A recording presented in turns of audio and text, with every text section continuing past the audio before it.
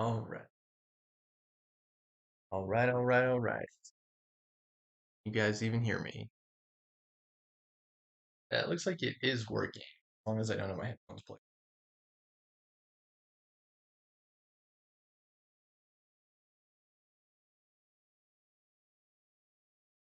Okay. Stand by, guys. Stand by. We're still getting set up.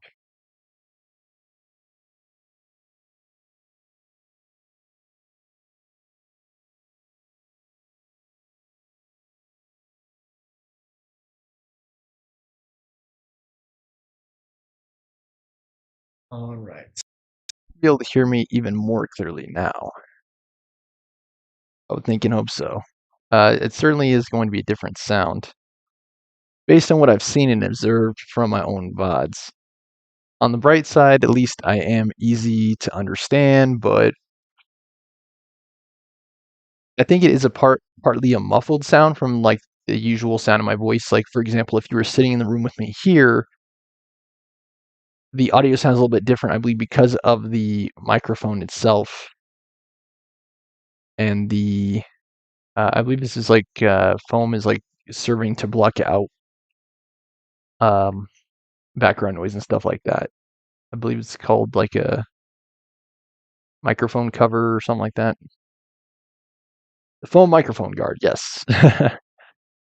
All right, so guys, we're gonna dive right in with Phoenix Wright today, and then follow that with Resident Evil 3. About 9 o'clock. Whoops.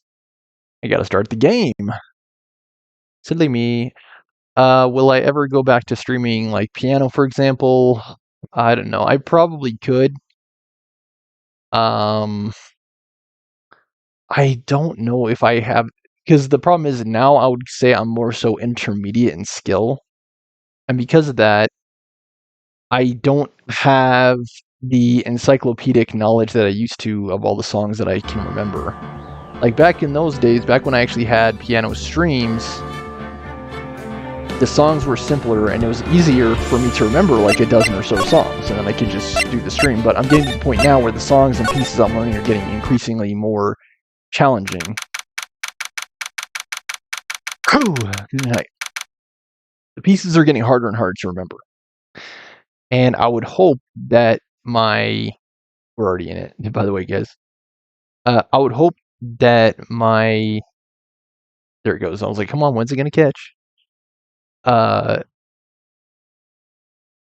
improvisational ability and overall piano skill would increase to a corresponding extent and level that would help to offset my vanishing memories of the songs that I would know how to play. But thus far, that has not happened. I think what I'm going to do is finish up a few last songs. I believe there are, based on my counting, 4 or 5 more songs that I'll learn through Hoffman Academy. Hoffman is the piano teacher that I have relied on thus far.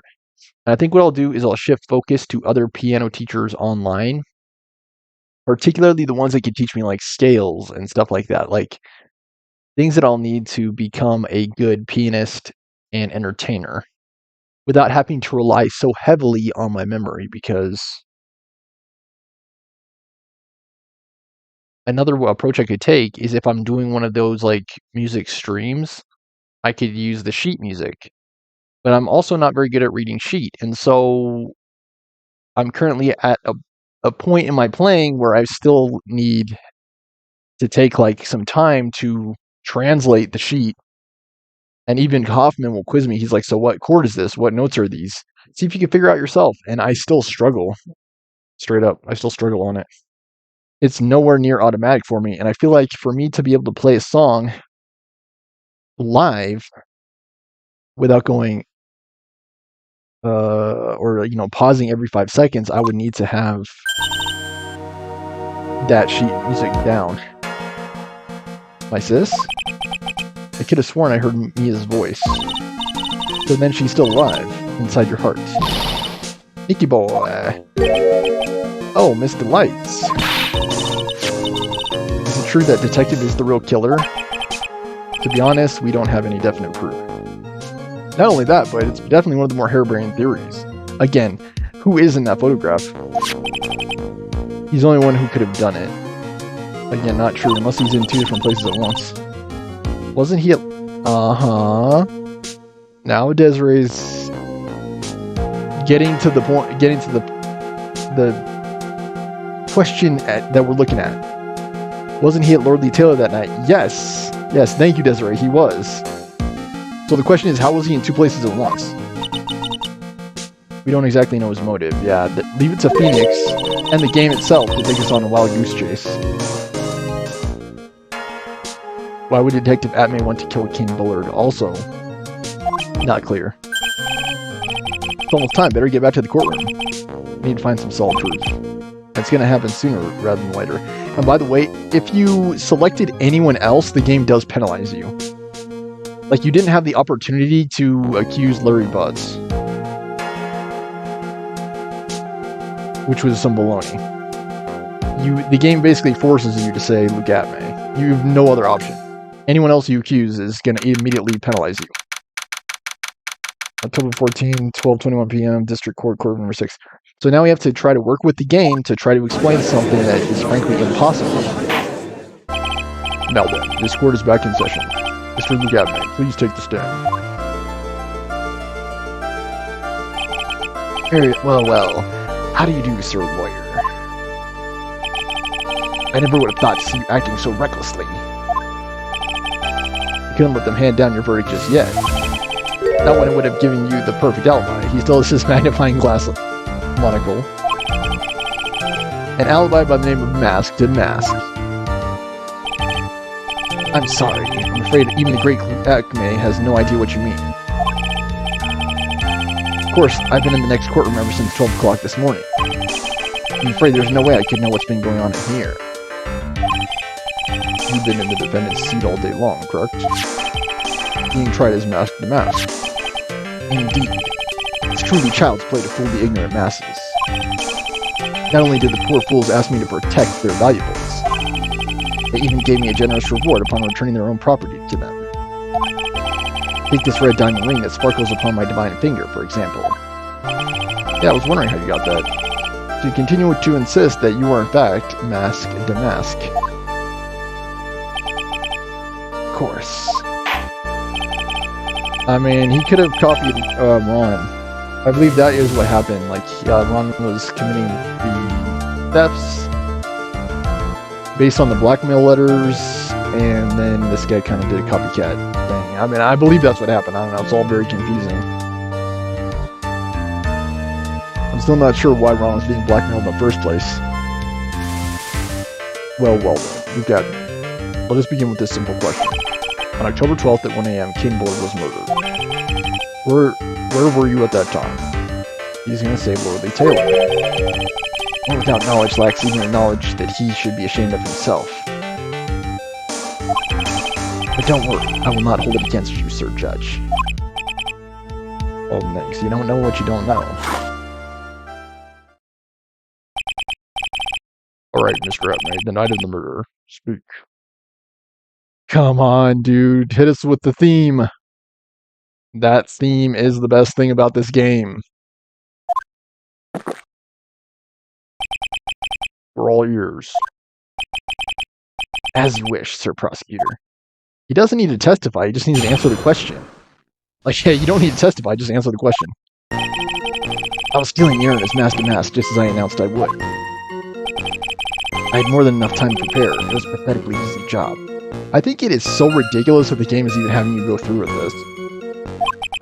Like, I obviously side with that, man. It's definitely agree that he couldn't have done it because, again, unless cloning is a thing, it's physically impossible.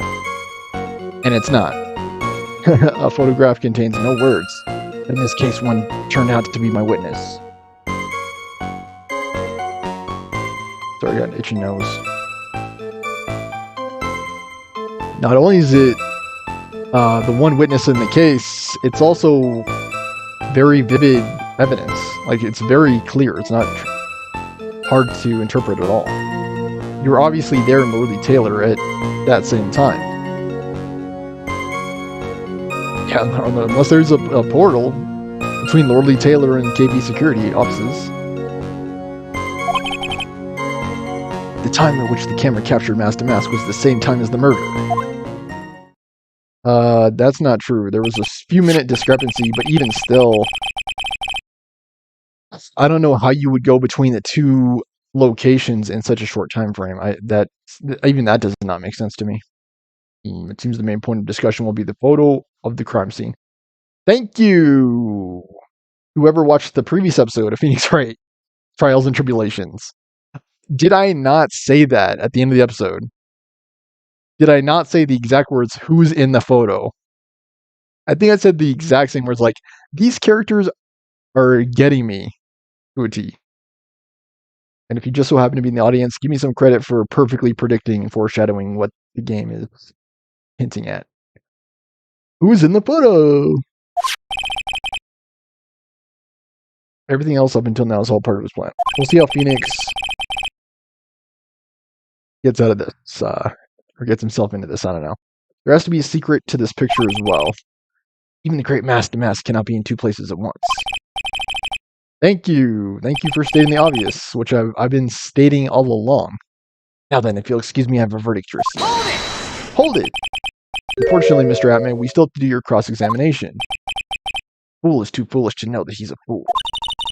I think he's trying to say that you're full of it, Nick. Probably because you are. You're, telling stories, very interesting stories that have no basis in reality. You're starting to resemble Ron, the light. The only thing that's full of it is his alibi. Okay. Not really, though, because you have physical evidence which backs up what he's saying. It's not like he's just talking. There's definitely evidence tied to what he's saying. So this photograph is the proof, correct? Indeed it is. And the man in the photo is certainly wearing a mask. That's why I'm called Mask to Mask. But conveniently, that also means that there is no way to tell who this really is. What do you mean? Objection! Objection! Are you saying that this is not in fact Luke Batman? Well, Phoenix? Then who is it? It couldn't have been Ron Delight, since we know he was in KB security, breaking into the offices at 1 o'clock a.m. and then being knocked unconscious and then trying to hide the body in KB security, so we know it's not Ron Delight. So then who is it then? That it could be an accomplice dressed up as Mask to Mask to create an alibi. What an interesting idea. Are you saying that I, Lone Wolf Luke, had an accomplice? Oh, le guacamoles! I think Adrian Andrews is really the only possibility, right? It could have only been Adrian Andrews. There is really no other possible explanation. I'm gonna see if I can come back to it. If Luke Atman was at KB security during the murder, then the Mask to Mask in this picture has to be a fake. There really was an accomplice. But right now, I have no idea who it was. I don't have any idea right now either. Baseless objections are just what the guy wants. There's gotta be another way and I'm going to find it. I'm gonna keep pressing him just because I want to see what he has to say, but I'm pretty sure it's Adrian Andrews. She's the guilty party yet again. This time it's Ron Delight who is tangling with the crime scene, and Adrian Andrews who is the accomplice, as opposed to the one who is tangling with the crime scene. As we might recall in the previous game, Adrian Andrews was the one who was like, he's the one who discovered the body and who was monkeying around with the corpse. Essentially, like, I don't know what all these people are doing with dead bodies. I believe she was not the murderer. It was the assassin, but I believe Adrian Andrews hired you at one point. That's right. That was over 20 days ago, if I'm not mistaken. I believe it could only be Adrian Andrews. I don't think there's another possibility as to who it was. You sent the calling card to Lord Lee Taylor 10 days before the heist. That would mean you sent out the card after you began your security watch, right? Indeed, there was no reason why I couldn't do both jobs at once. It was the perfect opportunity to steal my latest target. I see. You truly are evil, aren't you? Yes, evil's what I am. Hey Nick, isn't there something odd about this? Detective Batman was always proud of his ace detective skills, right? But if the urn was stolen from Lord Lee Taylor while he was the only one watching it, he'd have no way to maintain his perfect ace detective persona. That's true, it's kind of odd. I believe it's Adrian Andrews. The photograph contains no words, but in this case, one turned out to be my witness. So by photograph, you mean this piece of evidence, is that correct? Indeed it is, that's it. The very thing that proves I committed the crime. The very thing that proves you committed the crime. When you think about it, it is really odd. You say that almost as if you had the picture taken on purpose. Objection! Objection. He was simply caught by the very camera that he had set up. Again, Godot is jumping to conclusions here. Shouldn't be. For the prosecutor in the case, please show some decency. We all have days like that.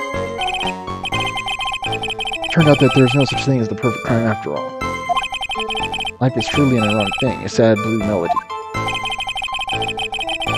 It looks like I'd better gather more information now. If he's truly the killer, there's gotta be something phony in that photo.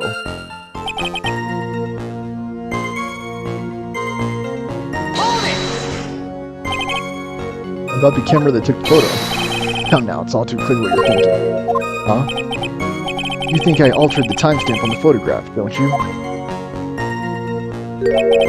I'm afraid that's impossible. The camera was set up by Lord Lee Taylor, and on top of that, it was Lord Lee Taylor's staff that printed the picture's data. Fortunately for the defense, there's no way that picture could have been altered. I see. Looks like I'd better find something else that could be suspicious, so this alibi is false. It has to be, or he couldn't have killed Mr. Bullard at KB Security. Again, this is assuming his guilt, by the way, which is something that law enforcement and lawyers never should do. We have to tell the story about how he was in KB Security, because he couldn't have been a Lord Lee Taylor. Because otherwise, how could he even murder that guy? He must be guilty. Like, no, dude. You're thinking like someone from the year 500, dude.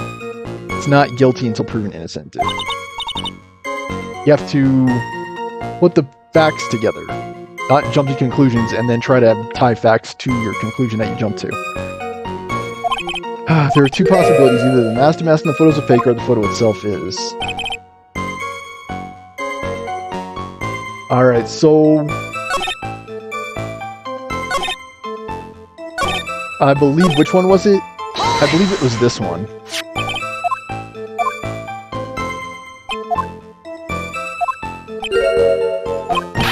Objection!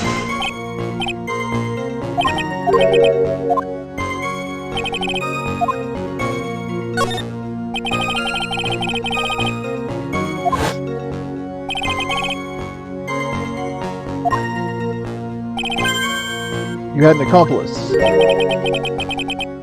You remember you said that, Mr. Tribulations, because there's no going back. If you're making baseless claims, I'll treat you to penalty myself. That penalty is probably boiling hot, too. So who is it, Mr. Tribulations? Who was the accomplice? Why am I the one who's always being penalized, too? You're the prosecutor. You're supposed to help me put the case together, dude. It was Godot. You were the one who was mask to mask. You're already wearing a mask.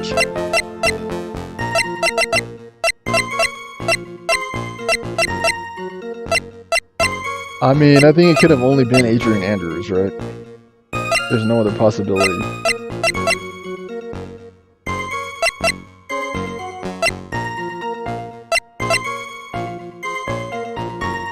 He's the only one that has knowledge of the systems that would have allowed her to do this. Am I gonna get penalized? If so, I'll just look at the guide, it's fine.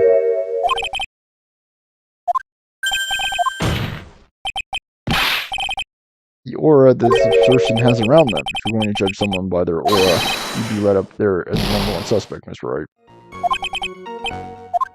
I jumped the gun! Woohoo! Okay, let's see what theory this game is trying to paint, and we'll head on.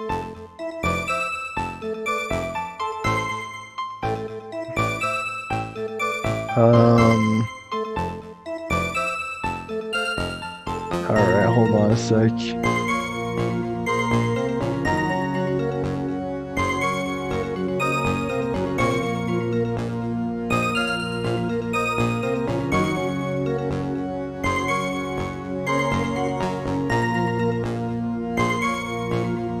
Hold on a minute.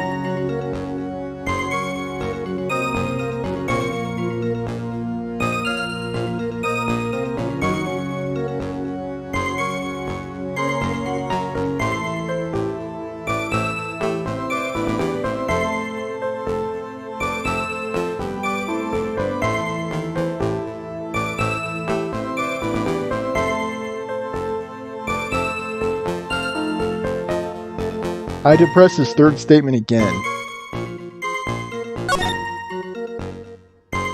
Okay, hold on. 1, 2, 3. How does that make sense?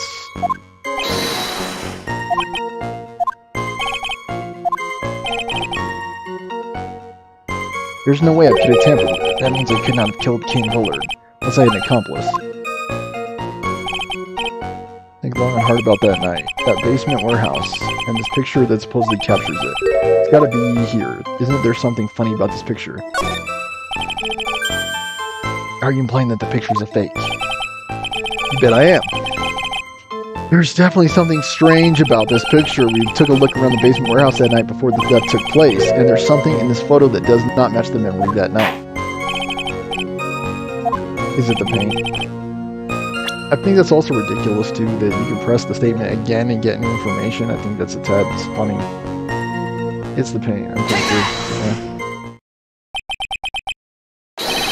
It's right here. This is a bloodstain. Oh, sorry, that's the judge. Why, this is a bloodstain. How can you tell? The photo's in black and white. Blood. Now this case is getting interesting. Not exactly. This stain's actually pink paint. Oh, just paint and peach colored at that. You couldn't even tell because, again, the picture is black and white. Judge sure loves going wild with tangents.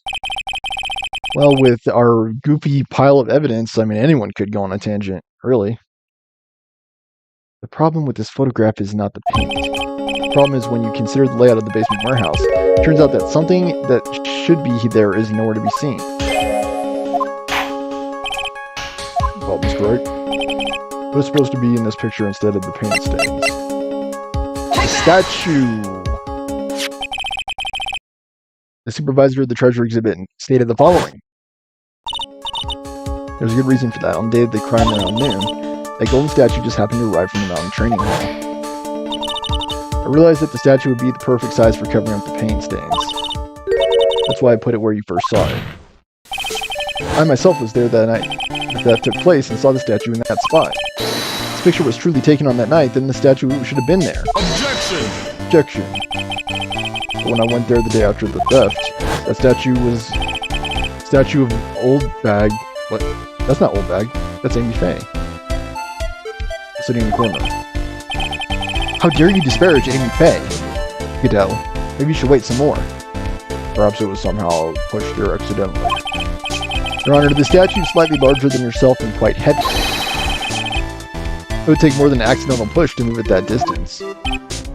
Ah, in that case, can you prove it? Can you give us, Your Honor, a reason as to why the statue was moved that night? Can you do it, Nick?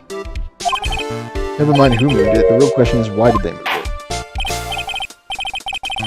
So prepared with your answer.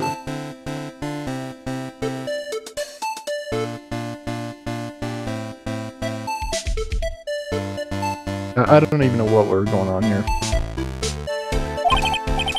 Who was the one that moved the golden statue the night of the crime?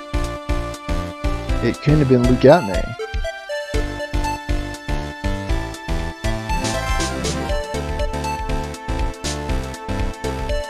Luke Atmay, I guess.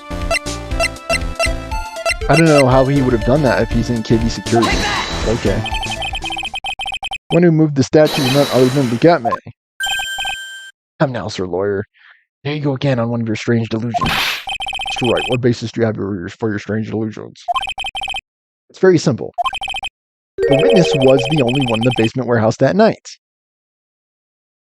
Phoenix, we're trying to make the case that he's guilty of murder. There were no murders committed in the warehouse. Hello, the Phoenix. Alright, I just had to get that out, sorry. That's indeed very simple, however. Why would I want to move a heavy golden statue? Moreover, what does that have to do with anything? The reason for moving the statue... Here's where the battle really begins. I don't think you're right about that, Phoenix.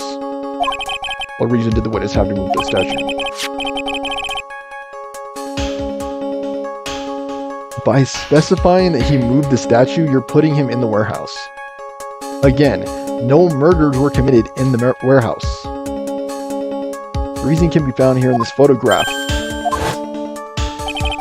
Luke Atmay, you pretended to be masked to mask to create an alibi by showing you were at Lord Lee Taylor that night. This photograph contains a single fatal flaw. If the statue had been there, your lie would be exposed like a cheap film at a drugstore.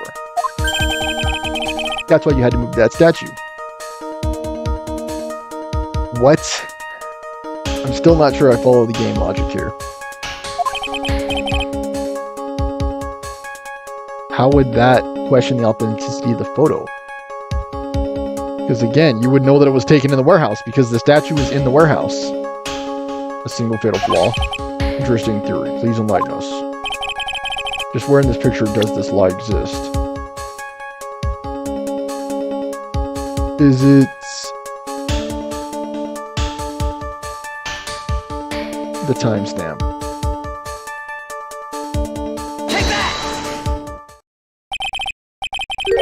The line in this photo is the timestamp. What do you mean? Again, so we already confirmed that you can't change the details of the photo. We already discussed how the photo was not doctored. And yet here the game's saying that it was. So what is it? Is it either modified or not? In question, Luke Atmay went to the KV security and became Bullard. Therefore, it's obvious. It would have been impossible for him to have been in Lord Lee Taylor at this time. Well, yeah, if he committed the murder. But again, where's the evidence that he committed the murder? And the judge, well, what does that have to do with the statue being moved? Also true. Remember, if you will, Your Honor, when was the statue placed beside the warehouse door? The statue was taken down to the warehouse on the day of the crime. And it was placed there in order to cover up the paint. But why not just clean up the paint? Exactly. Luke Atmay had already decided on the time when he was going to kill the victim. And so in order to create an alibi for that time, he took this picture days before the murder took place. What the? Of course, the statue hadn't yet been brought down to the basement warehouse yet.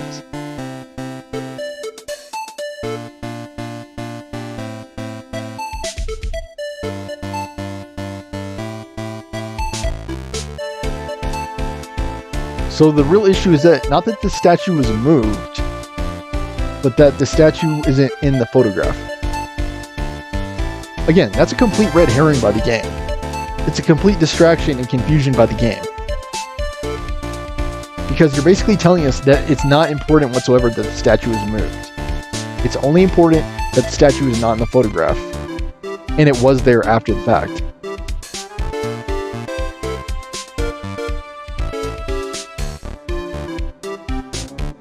So really, it's irrelevant that it was moved. The question is, why was the statue moved in the warehouse? We still haven't yet resolved that question. On the day of the crime, Mr. Atmay must have been quite nervous. It's like, why was the statue moved? Never mind why the statue was moved. It wasn't in the photograph. Like again, you gotta stay on topic. As nervous as a long-tailed cat in a rocking chair factory, so to speak. Why? Because something that wasn't supposed to be there had been brought down in a place where it wasn't supposed to be.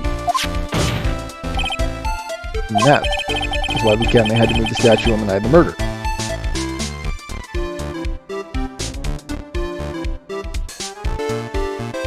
Again, Phoenix, how would he have done that? You just said yourself he was in KV security murdering Kane Bullard. So how was he and Lord Lee Taylor moving the statue? Again, the game is not making the connection. It's baloney, as I keep saying. Like, you have to make that connection, otherwise you're not talking nonsense. Like, actual nonsense. Because you're saying he's in KV security, but he's not in KV security. He's moving a statue in Lord Lee Taylor, but he's also murdering Kane Bullard in KV security. And yet, as we've said probably 3 or 4 times now, and the game itself has said, you can't be in 2 different places at once. Hello. And that's why this game frustrates me, because it's just so silly. It's silly and ridiculous is what it is. With flawed logic as well. Like, I don't know. Yeah, I actually don't know. You did it to make the room match the way it had been in this photo. But you still haven't confirmed how that's possible. You have to confirm how that's possible. Order, Mr. Atme, is that true? One moment, Your Honor. Have you forgotten this? What's that? The data for the basement warehouse computer. According to this, the camera did indeed go off the night of the crime. Objection! It's true that the camera had been set up by the Lord Lee Taylor staff. However, the program used to manage the data was yours. That alone would have allowed you to tamper with the data.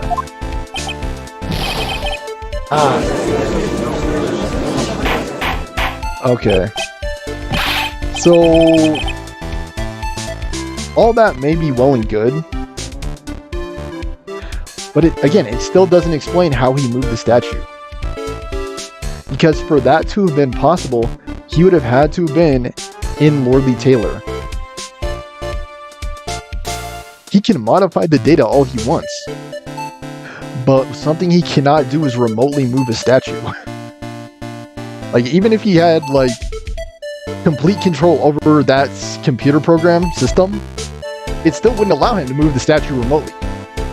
He would have to be in Lord Lee Taylor to do that.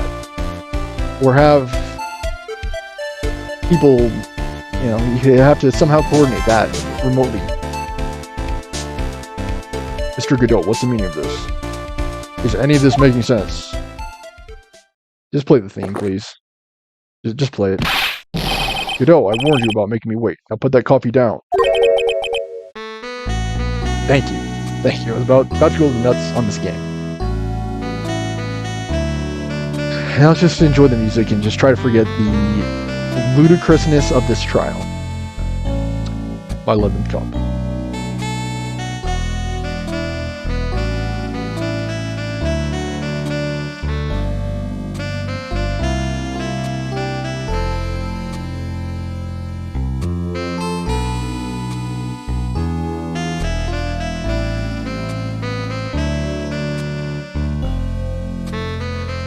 Like, the game could just be this.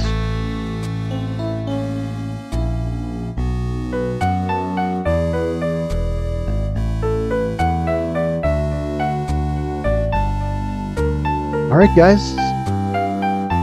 Great game. I'm just kidding. Like, alright, it was a good game. Great theme. Great theme for Godot. Pretty much horrible everything else.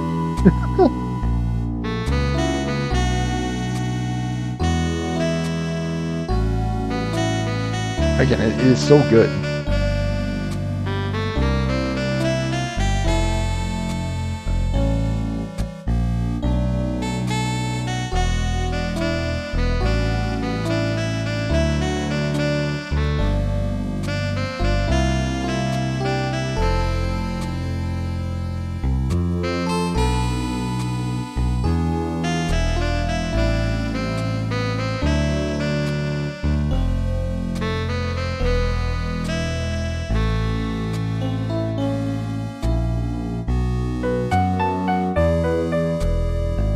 Gonna run to the bathroom. Enjoy, guys. Enjoy. Try to forget the ridiculousness of the case. And how we keep saying that Dugatme was in 2 different places, and yet there still has been no evidence confirming that.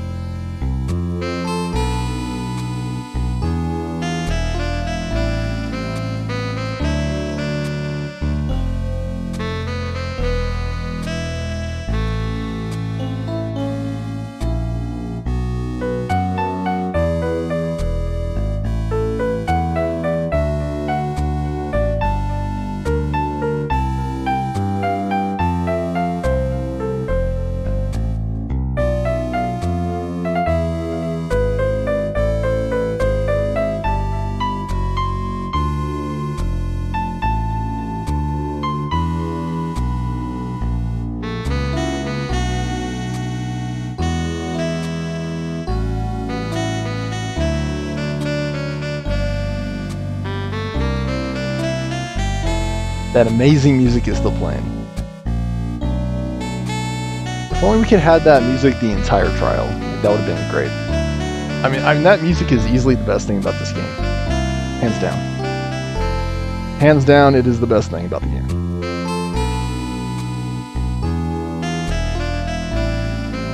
Yeah, that music is amazing.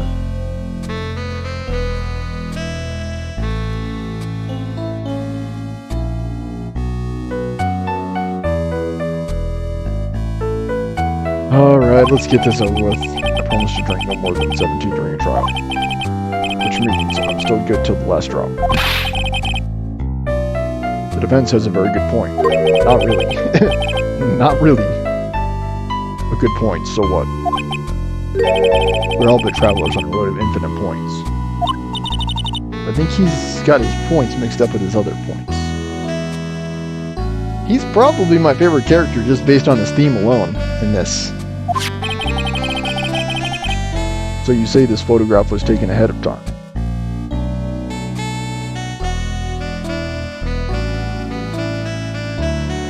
Again, completely invalidating, by the way, completely invalidating that the statue was moved, and we just talked about that, completely invalidating that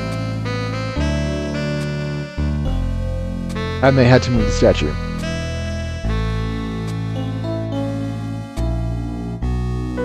Okay, let's just go ahead and go down this road, it's fine. The statue was moved in order to make it match. There is no photograph. There is no statue in the photograph. That actually doesn't make sense, right? The photo was taken before the crime took place.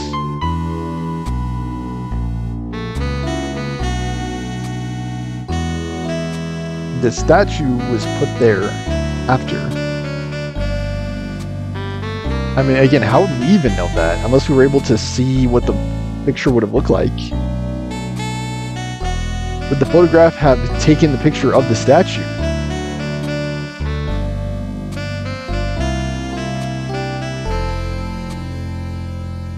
I mean, if you have photographic memory, that could also work. If you can remember exactly where the statue was, plus exactly what the picture would look like with the statue in it. But again, how do we know that the picture, that the statue would have fallen in the frame of the picture? How do we know that? We actually don't know that. You're assuming that the picture would show the statue if it was taken the night of the murder. Which again, how would we know that?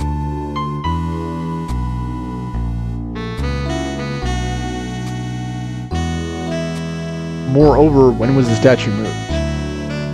And how was it moved?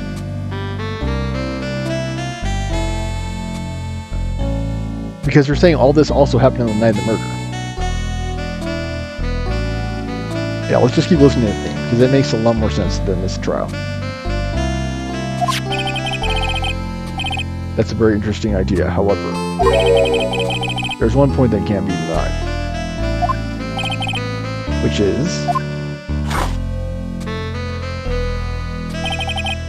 that it's only a possibility.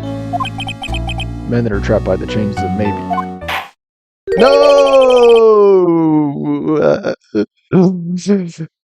No!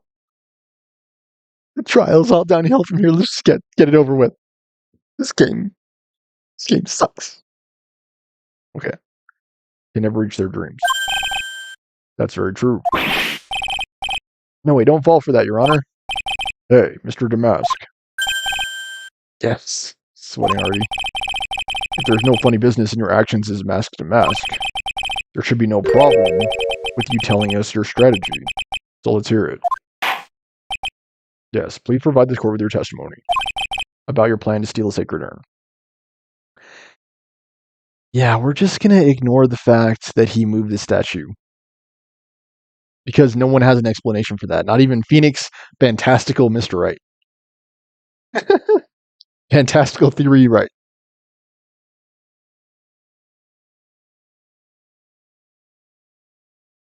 And again, you're totally assuming that if the photo was taken that night, that the statue would have been in the photo.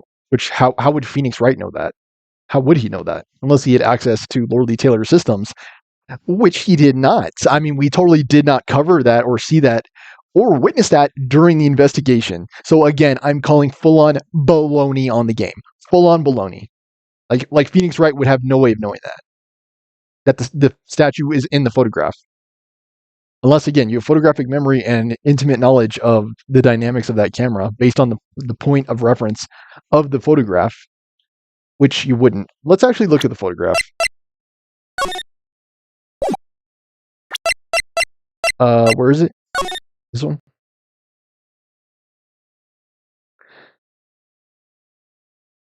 Yeah.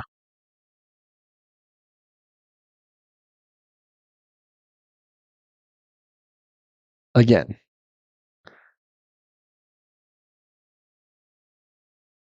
You'd have to remember exactly the way the statue was on that first day. Which, on the first day investigation, which even I don't remember that. Because at that point, the theft had already occurred. Yeah, the theft had already occurred. So why was it in the original position during the investigation? It doesn't make sense. Actually, doesn't make sense. And actually, you could look back through the walkthrough that I've been doing and see that episode. I believe it would have been one of the first episodes. Yeah. Doesn't make sense. The urn was already stolen by that point, so why was the statue moved?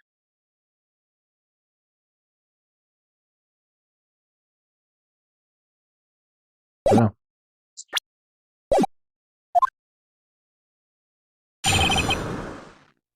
Alright, the Sacred Urn Heist. I first received a request from Lord Lee Taylor about 20 days ago. I also don't like this theme as much. I prefer Godot's theme. Just keep playing Godot's theme. The urn was placed in a box in Zavari. It was sent then to the warehouse. What does Zavari mean? I don't know. Hence, I was actually unable to see the urn for myself until the day of the crime. I knew it was an extremely valuable treasure, so I sent my card 10 days beforehand. I then handled security by myself to ensure that my crime would go smoothly. At last, I held the urn in my hands for the first time at 1 o'clock a.m. on October 12th. Again, everything checks out. That's pretty much all stuff we've heard before, isn't it? Yeah, it is. We'll find the truth hidden in the nuggets of new information he gave, even though he didn't give any new information. You ninny. Witness, you're sure there are no mistakes this time? Zavari. What does that mean? Might have to look it up after this episode, because I have no clue what that means. Very well then, Miss Wright, you may begin your examination. The Sacred Urn Heist. I first received the request from Lord Lee Taylor about 20 days ago. Hold it. We were asked to guard the urn by Miss Adrian Andrews, is that right? Indeed, it seemed that they already heard of my sparkling reputation. Maybe it's just nonsense, I don't know. I see Miss Andrews is still attracting the weirdos.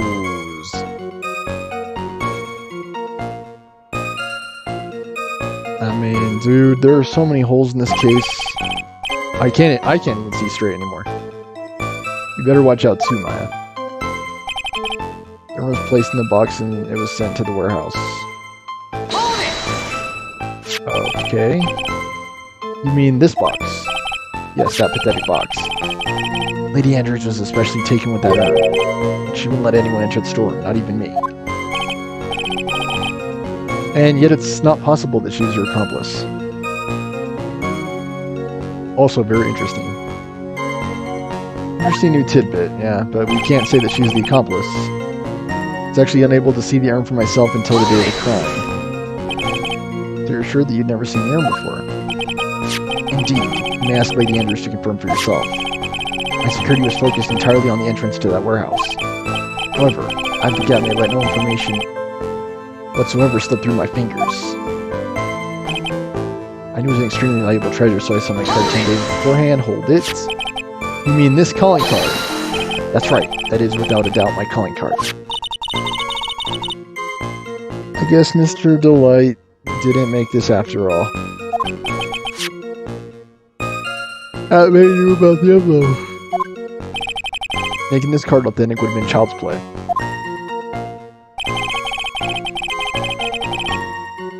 I held security by myself to ensure that the plan would go smoothly. Hold it. Then no one entered the basement warehouse. Unfortunately, there were many different treasures being taken there. Thus, for a period of approximately 5 days, people were indeed going in and out of the warehouse. Iron my hands for the first time at 1 o'clock in the morning. Hold it. This is the photo that proves that, huh? Indeed, to be honest, even if the photo was taken, I didn't think it would matter terribly much. If this photo was a fake, Detective Atlee might have stolen the urn whenever this was taken.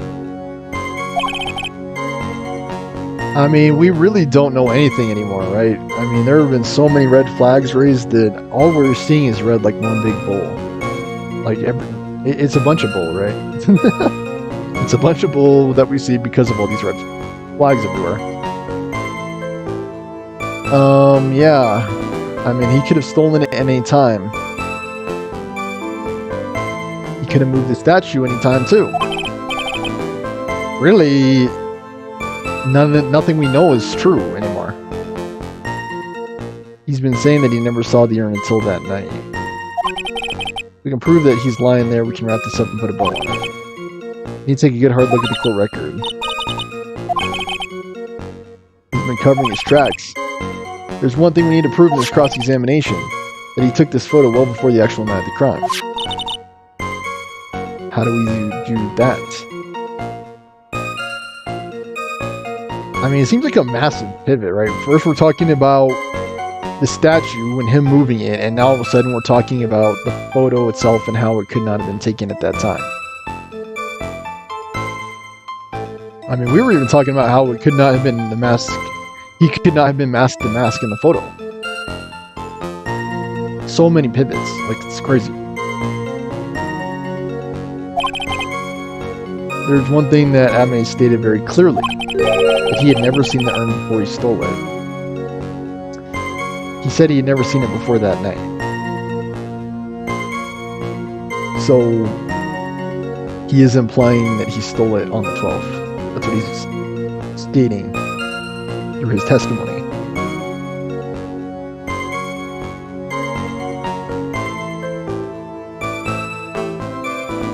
So by saying he stole it, he saw it and he stole it. Let me prove that he's lying. Alright, let's prove it then. We've already got 15 minutes left on today's episode, and sadly we were not able to listen to Godot's theme the entire time.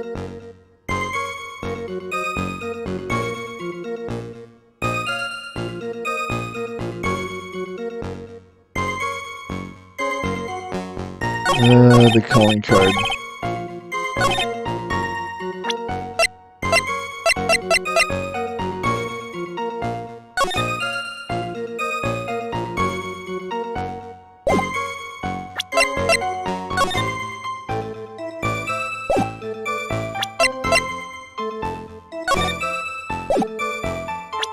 Speckled urn. I'm so confused. This doesn't look speckled to me, but I don't know, maybe I'm going blind. Objection! Mr. Atlee, if you really are Mask to Mask, then you also wrote this calling card, correct? But of course. Is there a problem with that calling card? Allow me to read a passage from the calling card that Mask to Mask had written. Taking good care of the speckled urn. Now, the speckled here surely refers to this pink pattern on the sacred urn. Yeah, they got paint on it. That's true, but so what? What is even the paint doing on there? Truth be told, there's no way that Mask to Mask could have known about this pattern, so really we didn't even need to bring up the statue at all because the statue is not even relevant. Why was the statue moved? Yeah, how about that? Why was the statue moved? Yeah, no one knows. And no one's even talking about it because it's not important anymore because he took the photo and he stole the vase before the night of the murder. So the question is, Adrian Andrews. Where is she? Head of planning, promotion, and security of the Treasures of Crane exhibit. Why is it she didn't notice the urn was missing then? That's another solid gold question that this game hasn't answered yet. Or hasn't been able to answer. She's the head of planning, promotion, and security. And yet she knew the urn was broken. She fixed the urn. And yet it was stolen before that. Again, like the game's logic breaks down. Like it actually doesn't make sense. He stole the urn before then, but yet Adrian Andrews was able to put it together, and she wasn't concerned that the urn was missing. She didn't know that it was missing. Yeah, that does not make sense. Actually, does not make sense. He stole the urn, and Adrian Andrews knew nothing about it. Yeah, I don't know. There's no way that Master Mask could have known about the pattern. What do you mean? This pink spotted pattern on the urn is actually nothing more than paint stains. Paint stains? And these stains did not appear until after the urn had been taken to Lord Taylor. I have no clue what the game is saying anymore. God, I am so lost.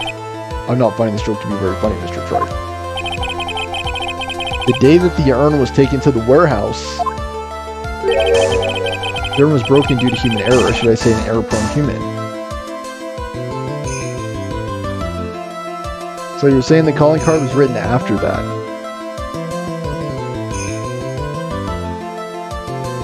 Yeah.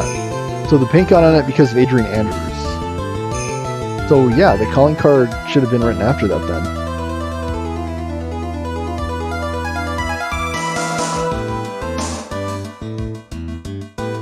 I would argue that the calling card was written and the urn was stolen after that. Because if Adrian Andrews broke it, we know and assume from that implication that it was not stolen at that point, right? It couldn't have been stolen because she broke it and she put it back together. So we know that the calling card and the vase were stolen after that. The urn was stolen after that. That's when the pink paint got on the urn. Can't be serious. And yet this calling card clearly mentions the paint pattern. So we know it was written after. Detective Adme had seen this urn long before the crime ever took place.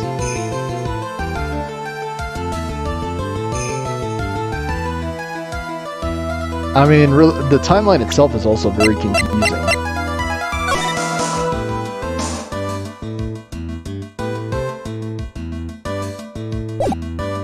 Take good care of the urn.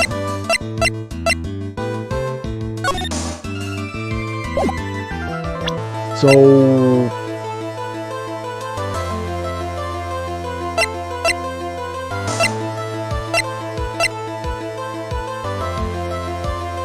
okay, so this helps.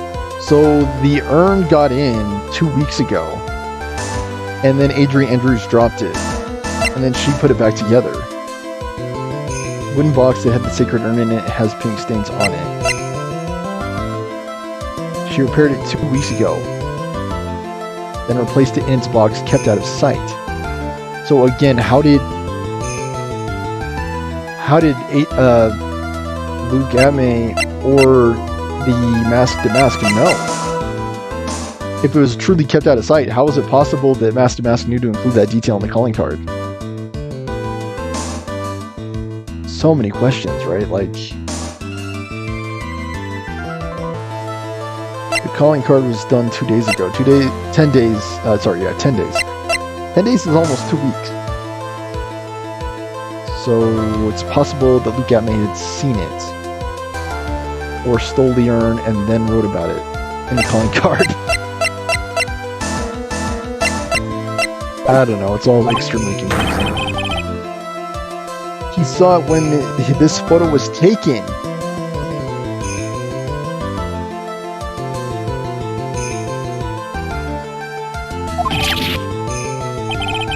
Because this photo is a fake. Your alibi for the night of the murder no longer holds water.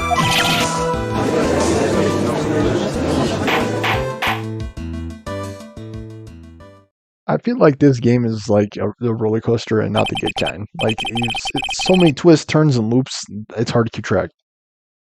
Witness, do you have anything to say for yourself?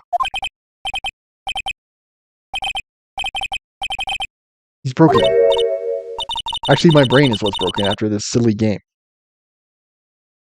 I think it's still a little early for a victory pose. Please play the theme. Ah. No! It's so sad. No one has any conviction these days. Conviction, you say? Yesterday, we all decided unanimously that this man was masked to mask. True. And now we're calling him a murderer. I mean, Godot's not wrong. Like, we're just trying to pin every crime on Luke Atmay, it seems like, without any evidence. You don't think we're being a tad fickle? Not only are we being a tad fickle, we're also... Again, we have zero evidence. We're just making random theories. To try to get Ron off. That's a good point. You don't fall for that too, Your Honor. You said that Luke Atmay was the one who killed Ken Bullard. Then let me ask you this. Why would he do that? An excellent point. Motive, Mr. Wright. Motive. Might you marry murderous motive manifest? Nick, he's getting his second wind. If he prepared an alibi and pinned his crime on Ron Delight, as you say. He must have had a very strong motive for murder. I don't even know what Ron was doing there. Why was he there? Hiding the body? I think that's also still a relevant question that we should be asking in court. Why is he hiding the body? Forget the motive. Like, motive is kind of right out the window, right? That's kind of not even important anymore. Because we still don't know what Ron was even doing there. The only one with any motive that we've seen is Ron Delight. Also true, thanks to those blackmail letters. Isn't that right, detective? Indeed. According to my own research, the boy's motive is clear. And Atmay doesn't know anything about all of this. How could he have known about that? I don't know. How could he have known about that? Without a motive, it's nearly impossible to prove guilt in a murder case. There's also no evidence, right? Where's the evidence that puts Atmay in KB security? Not even Ron freaking Delight, right? Not even Ron freaking Delight is able to testify that he saw Luke Atmay in that office. And he was freaking there, dude. He was there. There is actually no evidence or testimony linking Luke Atmay to KB security. There is no evidence at all. So, yeah. There's no fingerprints. There's no security camera footage. There's not even testimony from Ron Delight saying, I saw Luke Atmay in the office, or even I saw Mask to Mask. You know, was he wearing the costume? Does anyone know? We know the buzzer was pressed, but we don't know who pressed it because there are no fingerprints. We can assume Kane Bullard pressed it, but the security didn't arrive on the scene to either protect the CEO or arrest the murderer because, what's his name? Who cares Butts? Larry Butts is perhaps the worst security guard in the history of the profession. Actual joke of the security guard. Like, what kind of security guard not only doesn't see anything, but he doesn't do anything about the crime? Like, you might as well be the worst security guard who's ever lived, because you're clearly not doing your job. Crime happens at 1 o'clock a.m. in the CEO's office.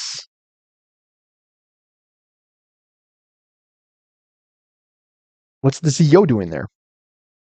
What's Ron doing there? What's anyone doing there?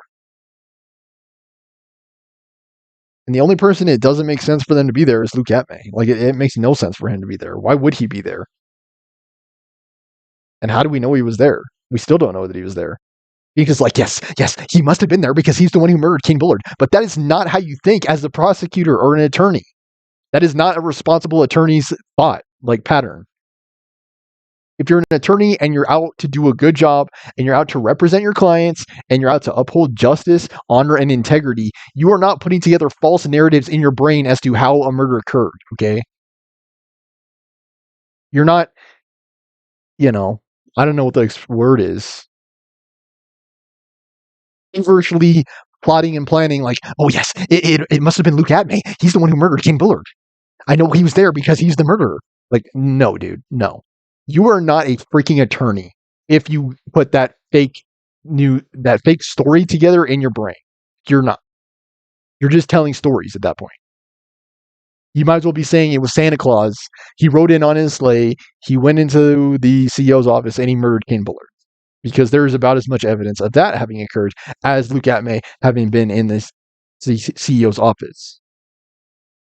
Yeah, again, this game is dumb. Don't even bother. I would say don't even bother. So the judge says without motive, it's nearly impossible to prove guilt. Now, look, maybe you can enlighten us as to what the defendant's motives were. Because that's pretty much all we have to go on at this point. And actually, there is no motive. What motive does he have for murdering Kane Bullard? The game makes a good point. Like, there actually is no motive, also. I'd be honored too, Sir Oldtimer. They're doing everything they can to make Ron look suspicious. Probably because he does look suspicious. Again, who hides the body on a murder scene? Other than the murderer. Like, I'd say Ron himself is making himself look suspicious. They're doing everything they can to make Ron look suspicious. Actually, Ron is doing that. He doesn't need any help. He doesn't need help from the judge. He doesn't need help from Godot. He doesn't need help from Luke Atmay. Because there's no other explanation for his actions. Right? What other explanation is there for that? We know he's there. Yeah, we know Ron is on the scene of the crime. With the limited evidence that we have, we hardly have any evidence. Was all this evidence just planted by Luke Atmay? I don't know. I feel like we're so clueless. Motive for murder. Okay, this should be good.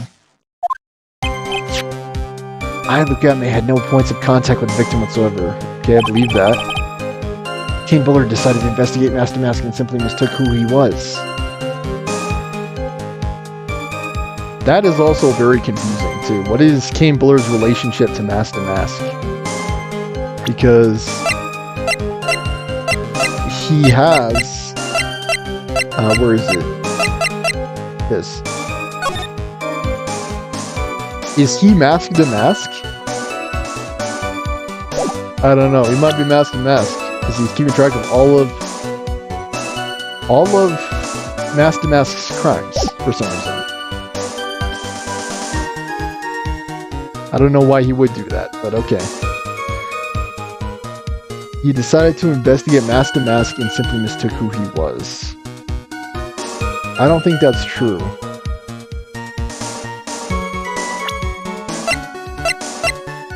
Are you saying he thought it was Ron? Because technically Ron was Master Mask, right? Technically he was. He's responding to the blackmail letters.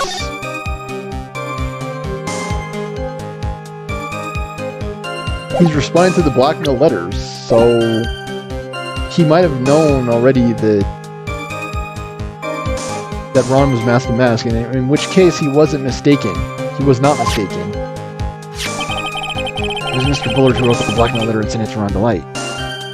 Yeah, very good. It was again Mr. Bullard who harbored a grudge against Mr. Delight for his betrayal. Oh. I mean, it might have been the other way around, but true.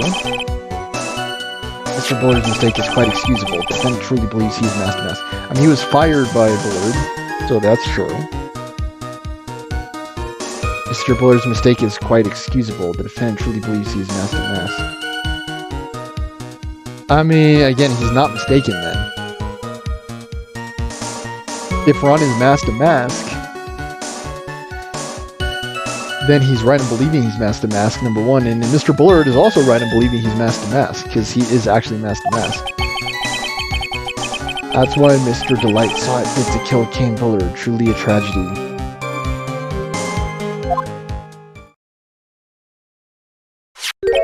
I just don't know how we have zero physical evidence. So the victim, Kane Bullard, blackmailed the defendant. We already know that. This is the blackmail letter found in the defense department. I feel like we're just going in circles now. We already know he was blackmailed. There's physical evidence putting Ron in the scene of the crime. Ron has already testified that he was there to see the CEO. He hid the body in the safe. We already know all that. We already know it was him. So what is all this mumbo jumbo about? A handwriting test confirms that Mr. Bullard was indeed the one who wrote the letter. Alright. So we know that Mr. Bullard had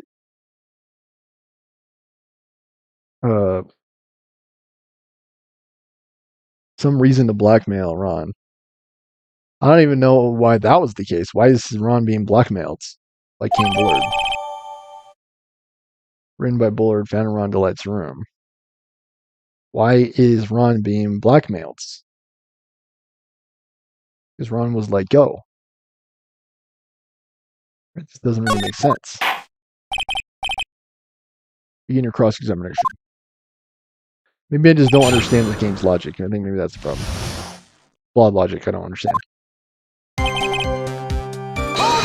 He had no points of contact, hold it. And who in the world is going to prove that? Exactly, there is no proof of anything. We're just talking this way. Oddly. After doing a thorough background check into Detective Admin and Kane Bullard, we were unable to find any links between them. It's all in the report. Perhaps they were connected through their work. They were both involved in security.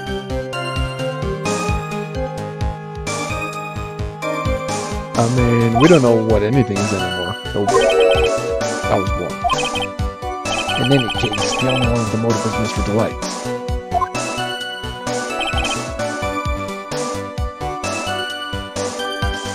This game is so ridiculous, dude.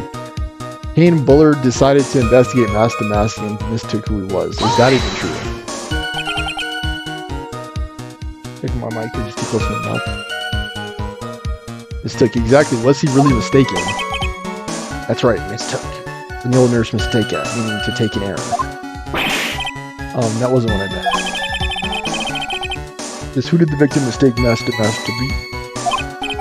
Why, the answer is obvious. Ron Delight. He wasn't mistaken, though. We know Ron Delight is Master Mask. We know that. That's why that smug look off his face. Press harder. Why would the victim mistake the defendant for Master Mask? Don't you already know that? Smart. Take a look at this newspaper. Oh, that's the famous Turb Emnon. Magnificent jewel.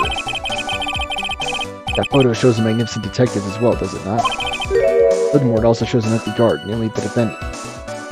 That's wrong. I don't know how anyone would know that from this photograph. It's too vague. Yeah, it's too vague. Like, who saw Ron Delight in that photograph? I'm pretty sure no one did, because it doesn't look like him. Like, again, it's so obscured that I don't think anyone would have claimed that was Ron Delight. The victim clearly misread the article in Zvari. You got the wrong impression.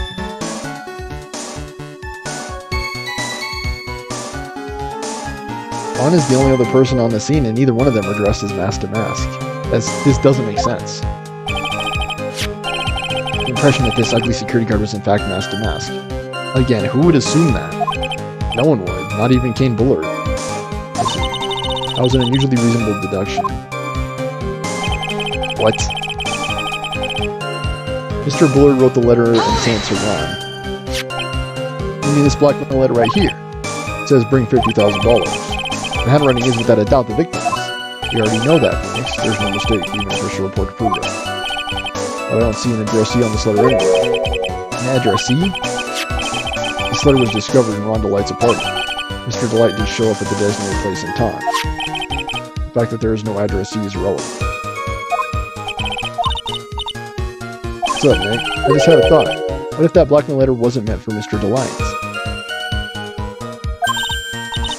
Do you have any evidence of that? For some reason, I just can't shake the feeling.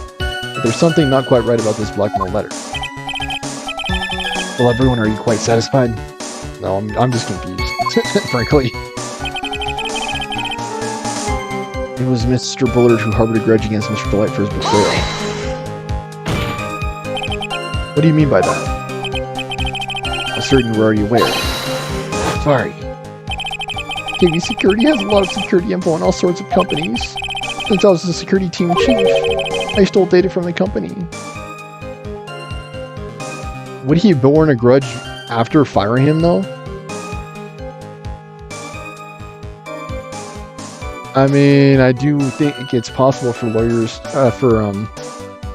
companies to go after employees for, like, lawsuits if they do something, but, I mean...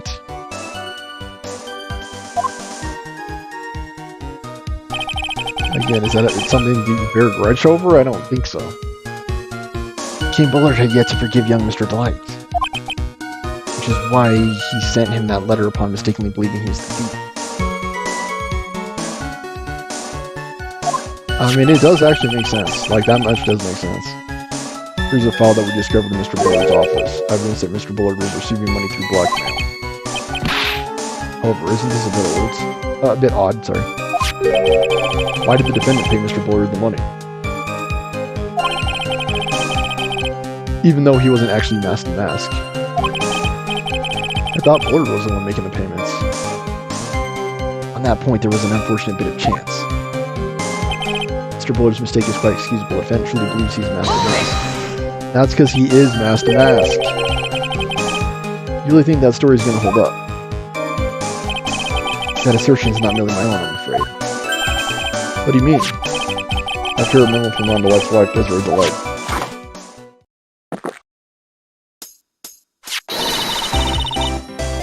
Ronnie thinks he's mask to mask. Don't you feel sorry for him? Please don't think too badly of him. Well, Mr. Trite. Was he trying to act like Mr. Delight just now? I don't know what this game is trying to do.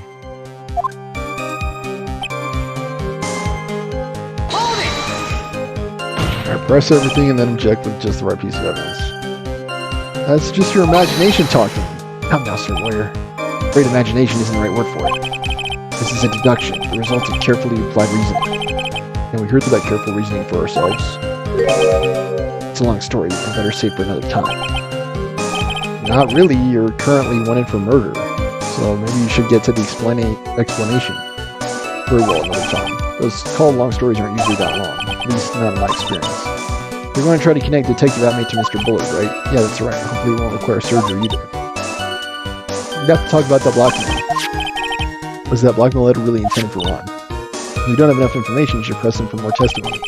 Maybe I'll be able to shake some contradictions loose that way. Okay, Final Fantasy 16. Probably a better game than this, let's be honest.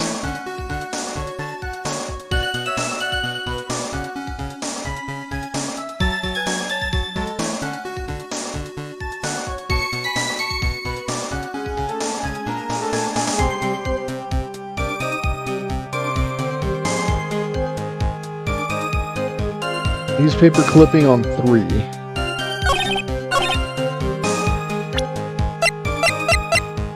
Newspaper clipping or the blackmail letter itself. The red diamond. The red diamonds.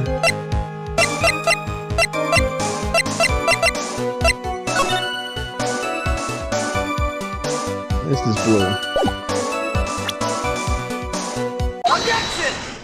Objection!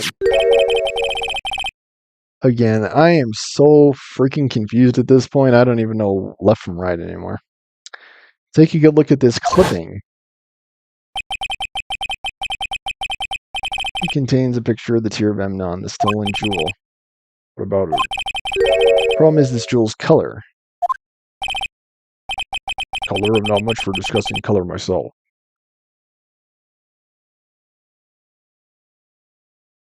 If he was looking... Again, we know Bullard was the one who wrote the blackmail letter. So if he was looking at that picture... not that one. If he was looking at this newspaper article, he would have known it was blue. Not red. Yeah, he would have known it was blue. And he was the one who wrote the letter. We know it wasn't what's his name? Kyle. Not Kyle, sorry, Halluth. According to the clipping, the color of the stolen jewel is blue. However, in the blackmail letter, a totally different jewel is mentioned. That could also mean that Bullard made a mistake in the letter. Take that red diamond you received the other day. So this is a letter that was intended for Ron Delight.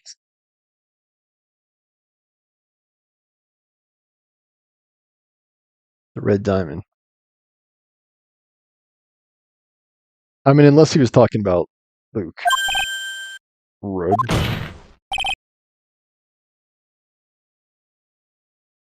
Again, what was Ron even doing there? How did he get the blackmail letter?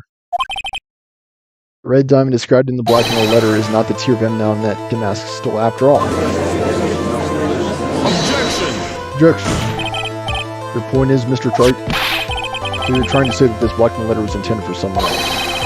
That's what you're trying to say, right, Trite? So how did it get into Ron's possession? That's what you're trying to say, right, Mr. Wright? Well, that is what you're trying to say, right, Nick? Yes. This is who Kane Bullard was actually blackmailing.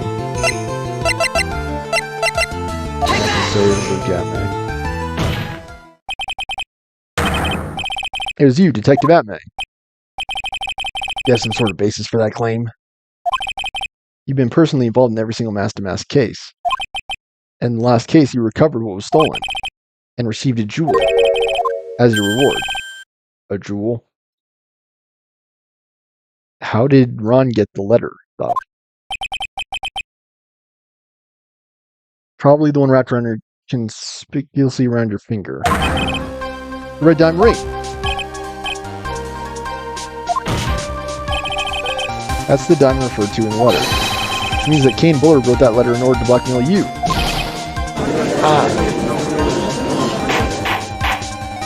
Order in the court. Order, I say. Objection. It seems you've gone too far with your childish pranks, Mr. Craig. I don't like the way you said that. Kane Bullard blackmailing Luke Atmay. Are you for real? Why did he move the statue? I feel like I'm just going to keep inserting questions that the game has not yet answered. Come on, stand up to him. Then answer me this. How did Ron get the letter? The blackmail letter contains the following passage. You don't want your identity revealed to the world. Yes, it certainly does. Kane Bullard is ready to make Luke Atmay's identity public knowledge.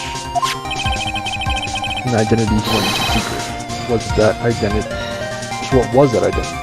It's also very confusing too, right? Because Ron was the one perpetrating the thefts. Or was it Luke Atmay who was stealing all that stuff?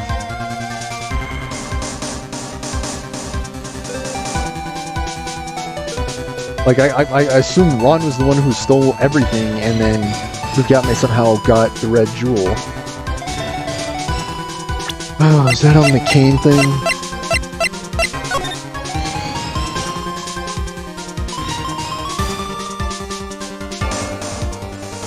Oh, I mean, where did that come from? Where did that red gem come from? It's not the Tear of Memnon, whatever it's called. It's not the Tear Where did it come from?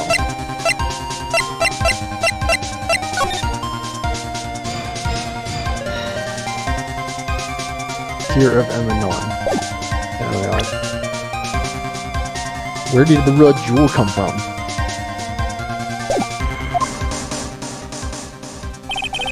Ame killed King Bullard because he was afraid of his secret becoming known. What was the identity you want to keep secret? This is what it all comes down to, Nick. The identity that Ame wanted to so desperately keep secret was his identity as Mask to Mask. Is that what it is? A blackmailer.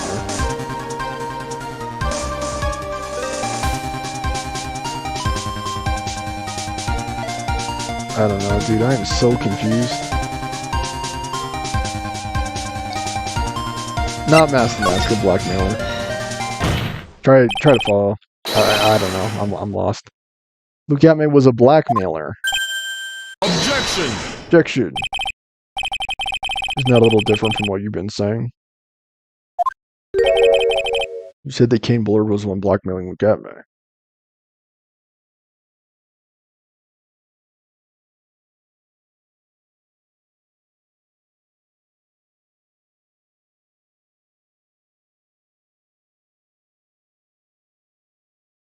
He's the one who most recently blackmailed. Yeah, he's the one who recently blackmailed Luke Atme. And all the other times we're saying Luke Atme was the one blackmailing Ron. Again, how is he getting all these letters? It is so confusing. Are you saying that Atme was blackmailing someone else on top of that?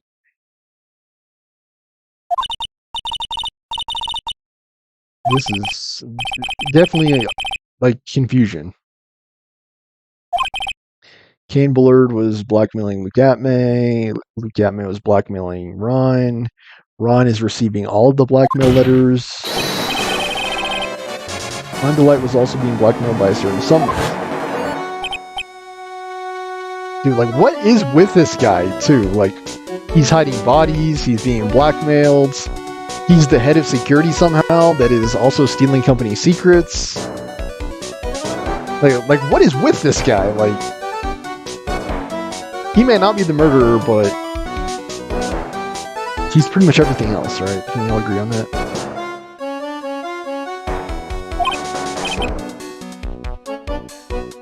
So he's the one who stole the Tear of Emanon.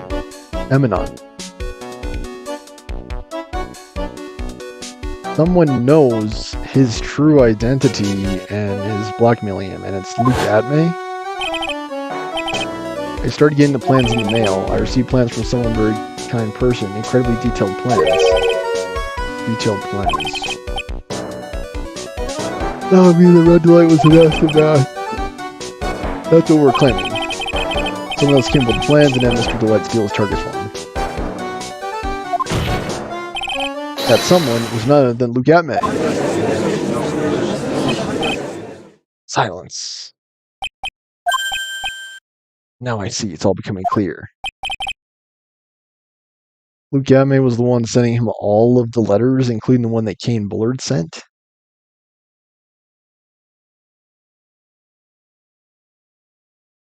How did he get the red gem?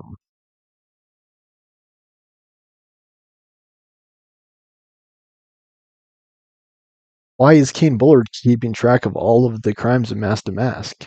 Dude, that also doesn't make sense. When you were in grade school, you received the same report card every year.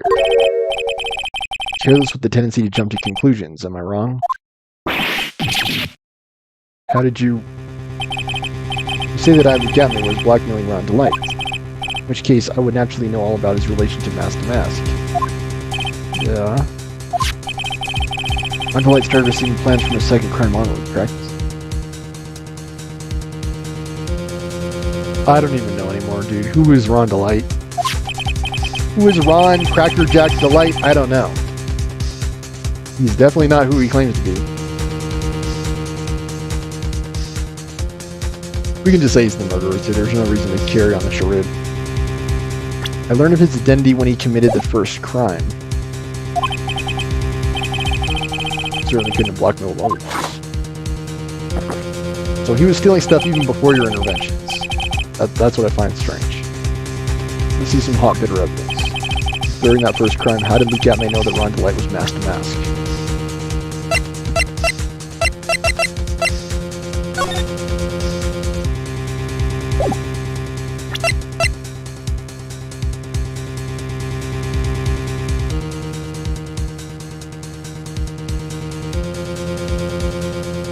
The newspaper clipping.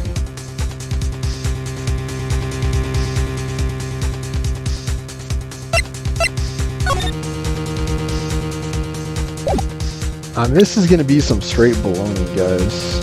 But I'm gonna do it anyway. Just to show you how much baloney's in the game. See what? When you were in grade school, you received the same report card every year. Gets into lots of mischief trying to be the center of attention.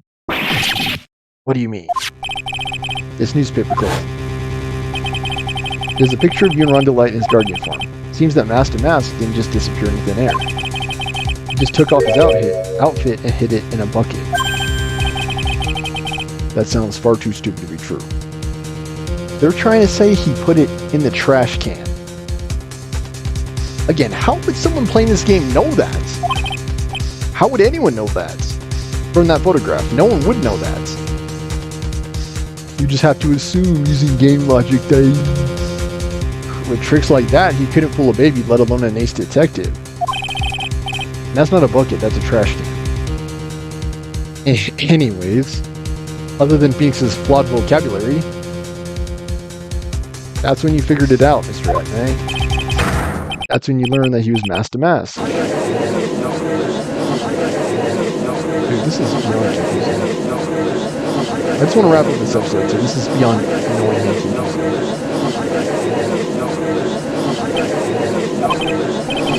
How dare you expose me like that? So you were mask to mask, you were the blackmailer, you knew everything and nothing, and Ron was everywhere and nowhere at the same time. I never blackmailed anyone in my life. I'm a famous and proud ace detective, and also mask to mask. Why can't you understand that? I'm afraid you're neither a proud thief nor an ace detective. You're a blackmailer and a murderer. That's your true identity. Why you? How dare you even dare to imply that when a smart and clever as me, I not do something with those big mouth of yours, you're afraid. When you can compare to my genius, you're really just jealous.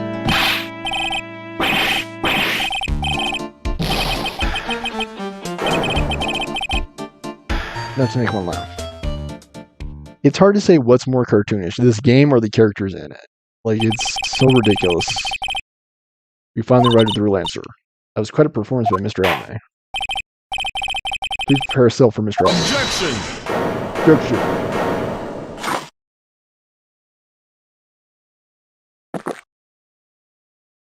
Just play us off with the theme, please. Thank you. The hammer that strikes too fast is no thunder. That was hands down the best thing about this whole trial, okay?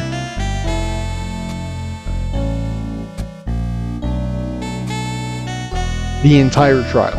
This was the best thing about it.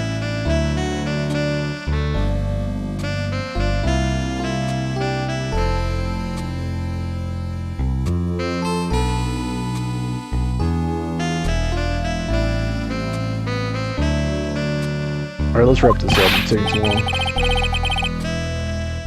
Everything else sucks. Song's good, everything else sucks. What do you mean? I'm already prepared to deliver my ruling. Allow me to say one thing. I'll be the one to judge. But you don't get much more in your face than that. It appears that your claws weren't quite sharp enough, Mr. Wright. What do you... It's true that you've proven a lot of things. Things like Luke Atmay was a filthy blackmailer.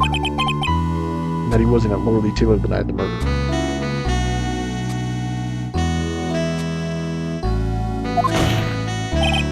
That's right. That's why he's the one who killed Mr. Bolt. But there's still one thing you get to prove. What's that? Just because he wasn't at the warehouse doesn't mean he was at the murder scene. Correct. And actually, there's no proof that he was he was not in the warehouse.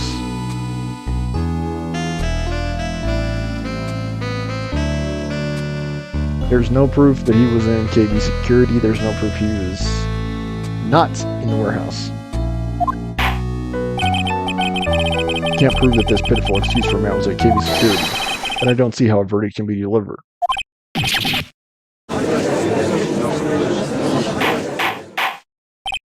Order in the court. Well, Mr. Wright, this is the final round. I've got to prove that Atman was at Mr. Bullard's office on that night. Can you really prove that? That's long enough, Mr. Wright. I want to hear your answer. That night, Luke Atman was at KB security, and the defense can prove it. We have to say can't prove it. Great. Can't prove it. Finally, Phoenix Wright tells the truth. How refreshing. Just as I thought. But if we hear more of Detective Atman's testimony, objection. Unfortunately, that's as far as you go, Mr. Wright. Enough of your crazy, harebrained theories. The court does not want to hear it. You're supposed to be an ace attorney, but all you've proven is that you're a storyteller. You'd be better off screenwriting because you're a storyteller. Nothing more, nothing less. What do you mean? I won't offer any more testimony. That's what I mean. Sadly, the theme has ended. Sadly. What? Have you forgotten? Luke Atman is here after we interrupted his own trial. You failed to prove that he committed the murder. Actually true. The only person who would be able to prove that is Ron DeLite. I mean, even he doesn't have a good story for it. He doesn't have any good explanations. I mean, he told the truth about hiding the body. At least we have that. Time for this witness to return to his own trial. He faces guilty verdict as Master Mask. Well, now, third murder. Seems that love wins out in the end after all. I'm ace detective as well as Master Mask. My verdict will verify that. Mrs. Rondelite will verify that he's the true murderer. Again, why is Rondelite there? I declare that with my full force of ace detectives. Order in the court. That's enough deliberation of this witness. Like, I seriously lost any and all willingness to fight the minute Ron DeLite was moving bodies around on the crime scene. That was the exact minute the revelation occurred that I was like, okay, you know what? I'm done defending this complete sack of garbage. Like, I'm done defending him. Like, he sucks. He definitely did it, by the way. But we'll just keep, going on with this charade. It's fine. Don't give up now. We have tomorrow. We'll look for more evidence, and then it'll be too late. I don't know how you didn't get enough evidence the first time. Double jeopardy. One of the basic rules of any court of law. Cannot be tried twice for the same crime. We do not have enough evidence tying Luke Atman to the murder, therefore he cannot be convicted. Any court of law basically works the same way. They're not going to convict him. They're not going to convict an innocent man based on zero evidence. And harebrained theories from lawyers that have their head so far up in the clouds that no one can see or understand their logic or reasoning. Should the defendant be tried and found innocent in court, that defendant cannot be tried again for the same crime. As a fundamental rule of all courts. It applies to this witness as much as it applies to anyone else. Mr. Atman will be found guilty in a matter of minutes. Guilty as Master Mask, which means he'll be innocent as far as the murder of Kate Bullard is concerned. This game is so freaking dumb. The fact that we're unable to prove Mr. Atman's guilt of that crime here means that he will be never tried again as Kate Bullard's murderer. I'm surprised Phoenix doesn't know that. He's supposed to be an attorney. How do you not know that? I don't know. There's nothing I could possibly do to win. Again, winning is not everything. It's more important that you're representing your clients to the best of your ability. And trying to come down to the truth of the matter. Not trying to make up your own story. Not trying to paint a false picture or narrative. Trying to tell it like it was. Even if Ron is proclaimed to be innocent, the real killer, Luke Atman, will go free. And again, how do you know he's the killer? How do you know that, Phoenix? How do you know that? You don't, frankly. No sane person would claim that they know that, because there's no proof of that. Just a theory. The theory that a lawyer came up with that has no water. It holds no water and it makes no sense. Let's just finish this garbage, please. Cross-examine, yeah, as long as there's no more testimony, I'm afraid I have to declare there's no further question of this witness. Are there any objections? Or are you just going to hold your head in shame? Alright. Just play the theme off, please. Play us off, play us off. I had the cross-examination of Luke Abner. Objection! Objection, Desiree, Delight. When you were a child, this is what was on your report card every year. Has poor hearing and often makes mistakes in reading. How did you... Phoenix, raise your head up high. Have you forgotten what I used to tell you? A lawyer is someone who smiles no matter how bad it gets. Wait, that's Mia, right?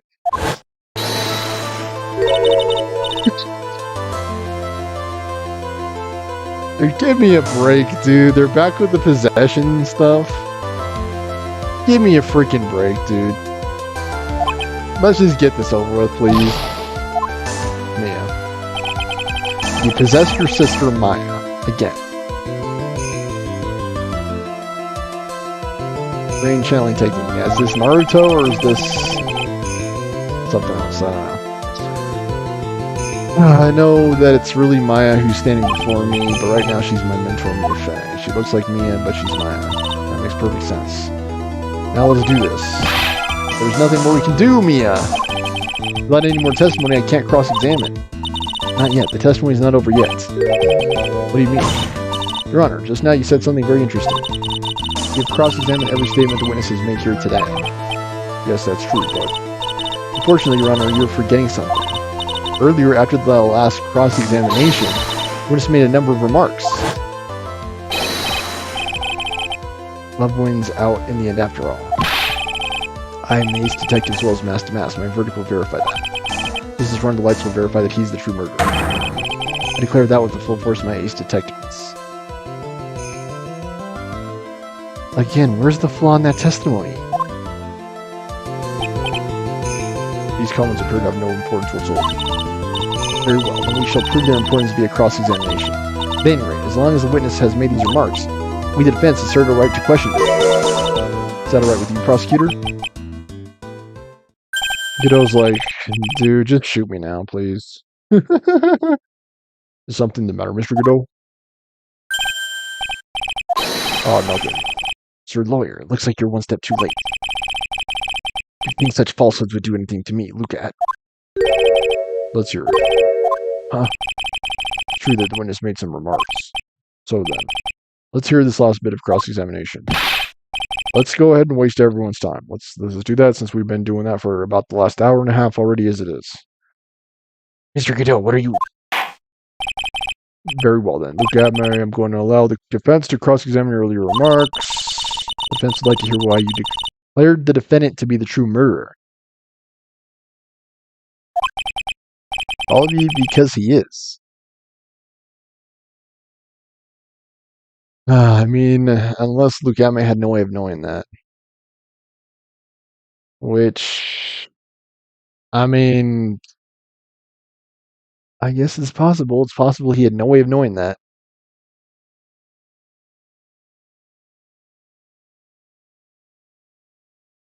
I don't know. I don't even know why wrong was there. Phoenix, this is it. This is our last chance. They're gonna say they're gonna say Ron was framed for the murder. Alright, hold on, we gotta backtrack. Sorry. I had known about the date beforehand, so I had this photograph ready. My brilliant deduction was what informed me that the true culprit was Ron Delight. Thanks to the keycard and wallet, it was abundantly clear that he was there. I was also able to make a deduction from the buzzer, which only sounded once. Glenn did not have any fingerprints on it. Why? The victim would have left prints if he sounded it, which means the killer sounded it. Or the victim sounded it and then the killer erased the fingerprints. That's definitely possible. And I don't even know why we're trying to logic and reason anymore. I don't know why. This is clearly far beyond this. Mr. Delight was wearing the mask outfit, which is why he left no prints. The blackmail letter, the victim likely mistook the color of the jewel. We're gonna have to press all these statements, dude. All the evidence points to that poor boy. The testimony seems to hold up pretty well. The witness's earlier remarks do not appear to have been hastily prepared. Why is he still talking, too? Like, they just said that you don't need to testify anymore, so why does he still explain more information? All of his points have been explained, and none of them seem to contradict anything. But of course, how did you know about the emergency buzzer? How did you know that Ron DeLight was the murderer? Also, how would he know that Ron DeLight was there? It's all like a little bit too close for a coincidence, if you know what I mean. Like, really? Really? You knew Ron DeLight was there? Really? How'd you know about the buzzer? The police investigation documents went directly through me.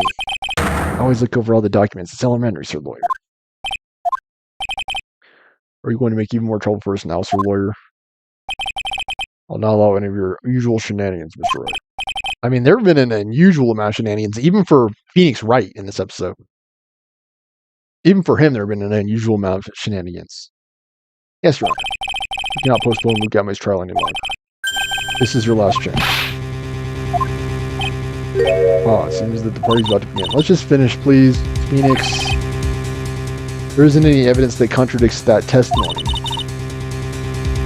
I mean, he just keeps talking like we didn't even have the opportunity to press any of the statements. We can't even effectively cross-examine him because it's too much information.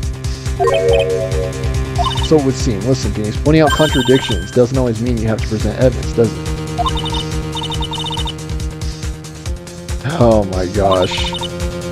Point out a case-breaking contradiction, you lose. That's all there is to it. Dude, when is this going to end?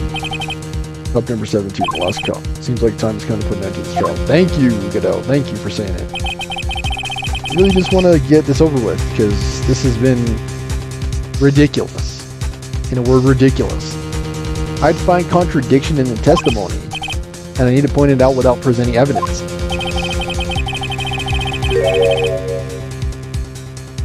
Okay, find it impressive. Okay. You only get one chance. Very well then, Mr. Wright. Please begin your final cross-examination. The last testimony. Again, we're going to have to press...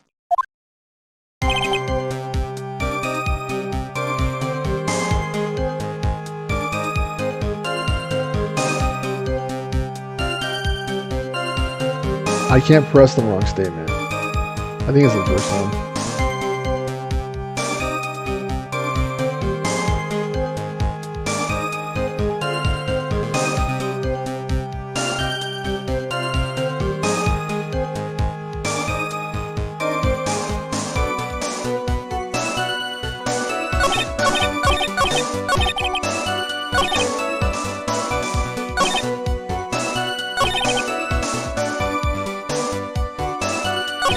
I mean, personally, I think even objecting on this one would have been fine. It's possible that the victim pressed the button and left prints, and they were erased post. Like, that's definitely possible. They were erased after the fact. And I don't know why... I mean, going back, I don't know why Atmay would admit that. Why would he say that? Why would he admit that he wasn't at Lily Taylor? Because that alone casts doubt.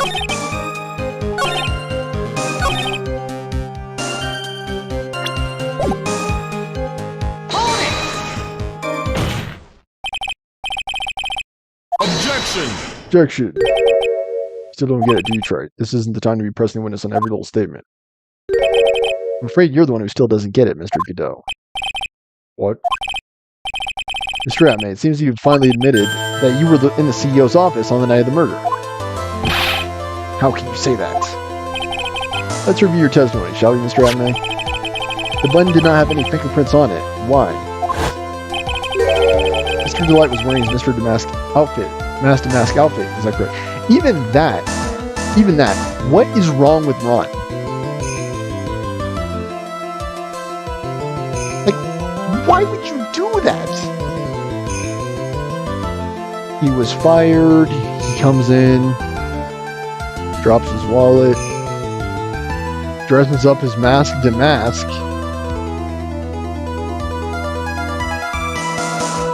He's hit, he revives, he hides the body in the safe. Like, why would he do that? I don't know, dude. He's wearing the Damask outfit. That's what I said. My deductions are absolutely foolproof. Or like your deductions prove that you're a fool. Whatever do you mean? For some reason, I'm starting to get really thirsty. When exactly did we learn the facts that Ron Delight was dressed as Master Mask when he went to the scene of the crime? That was all. Again, you need good memory for this because I forget things all the time, including this. It was just a few hours ago, back when my sixth cup was looking at me with a cold stare. Again, how would anyone remember this? I don't know. I certainly do not remember this. And it's also not in the evidence. It was only in testimony, by the way. How did I forget? Did I forget to mention it before? I just never had a chance to mention it up until now. Now, why were you wearing the Master Mask costume? The defendant had yet to tell anyone else this fact before this morning. I mean, even just the fact that Ron was there kind of... Yeah. It's very strange.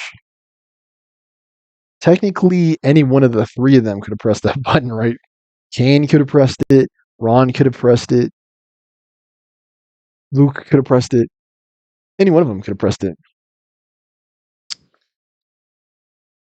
Ron could have pressed it just by the fact that he was there. The defendant, and he also could have killed him by the fact that he was there.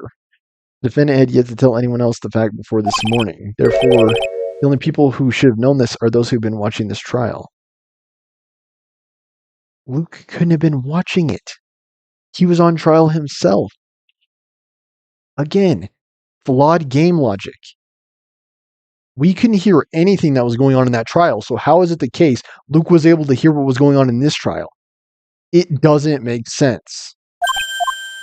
Yeah, whatever. We'll just wrap up this trial. How did you know about this piece of information? Objection. You wouldn't have been able to hear it. Because we didn't hear his trial. The detective must have known about it. He probably had plenty of chances to find out beforehand. Objection! It's those chances that I want to discuss next. That night, Mr. Delight was wearing his Master Mask outfit. There is one and only one way for Detective Atme to have found that out. What you say? Please recall if you were Mr. Delight's testimony. I mean, that's not the only way, especially if Mr. Atme was able to review the tapes.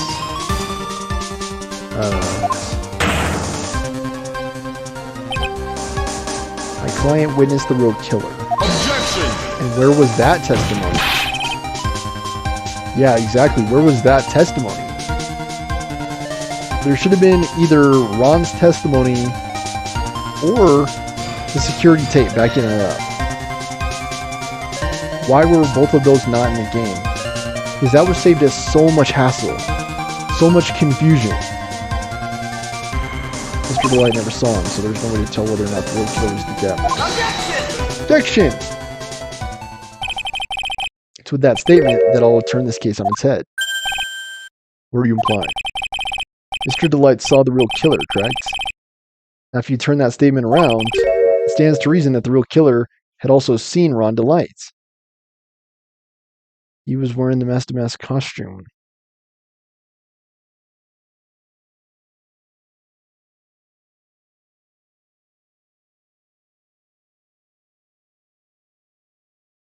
Luke Atme was the one who was not wearing a costume. That's the reason why this seems so ridiculous. Luke Abney and Kane Bullard both were not in costume. Only Ron was in costume. Impossible. Let's get this over with, please.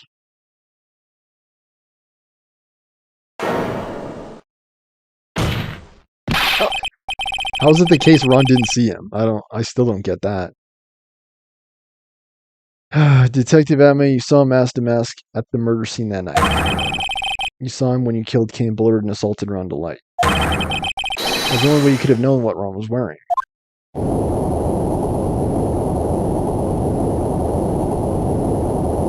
Yeah, it's not possible.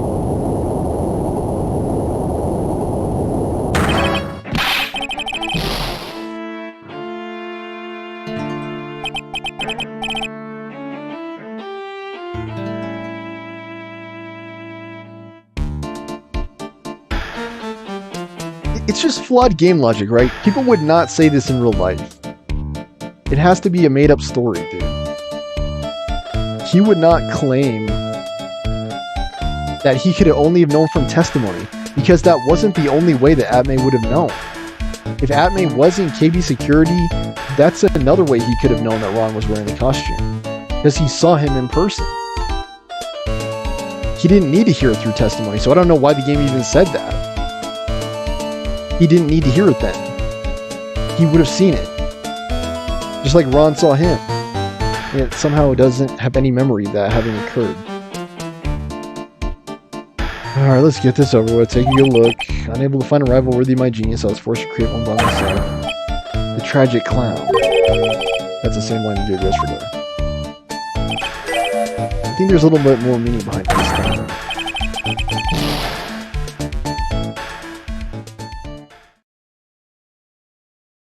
Mia's still there.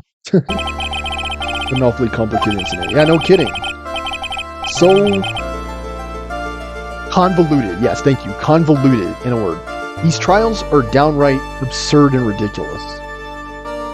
And very confusing. Intentionally confusing. Like, I don't know how anyone can keep track of what's going on in these trials. Kane Bullard was blackmailing Luke Abney, who was in turn blackmailing Ron Delight. Also confusing. Upon killing his blackmailer, Luke Abney tried to friend Ron Delight. He doesn't need to try very hard to do that, too, with Ron like tampering with the crime scene and moving around bodies. He claimed to be guilty to mask in order to escape his true crime. Then he came to this plan to use the double jeopardy rule and make his alibi. See me find the double shot. Excuse me. Became perilously close to besmirching the record of a missing young man. Besmirching him with a title murder. Don't ignore me! It's Ron. Run. Please do not give us any more headaches. This game has already done a terrific job of that as it is. Pushing 11 o'clock. I didn't realize you were there. Why wouldn't he be? About the verdict. I know. You never committed any murder. That's right. I'm so glad you understand that, but I really am mask to mask. What is the matter with you? What were you even doing there? And what is wrong with your head? Alright, I think I'm good now. He's gonna try to say I'm innocent now, right? You said double jeopardy? Now that you mention it, I've been careless. Careless? What do you think, Mia? As the defendant says, the rule of double jeopardy is absolute. The defendant can never be tried twice for a crime which he was once found innocent. Mask to Mask is really innocent. Seems so for now. Dude, I am so over all this Mask to Mask baloney. I keep wanting to use another word, but I realize kids could be watching this, so I keep saying baloney.